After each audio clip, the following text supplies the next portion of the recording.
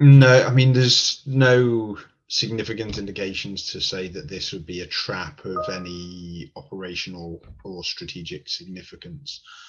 Just think Russia is actually not that clever at the moment in terms of what they can do in their military operations. However, tactically, I mean, the city is likely to be laced with improvised explosive devices, and it'll take a significant amount of time for the Ukrainians to clear routes in and out of the city, but also clear the buildings. And I suppose Russia would have tried to do that to further degrade Ukrainian forces, but ensure that Ukrainian forces can't quickly follow up their advance into Kherson city itself.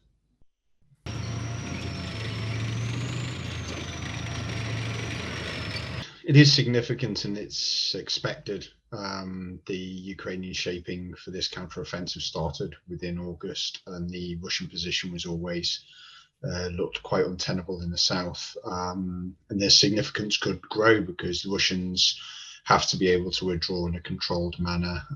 Withdrawal in contact is probably the hardest military operation to do from a command and control perspective. And they also have a river crossing within that, which makes it much more difficult. So actually the significance could become greater if the Russians lose forces or greater number of forces than they expect in that area.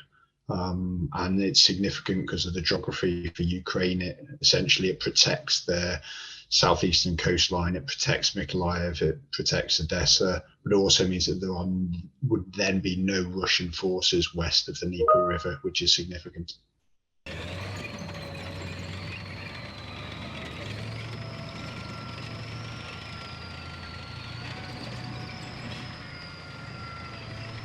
And it puts far more pressure on Crimea in the south, and also not only Crimea and the Russian forces there, but also the Russian Black Sea Fleet.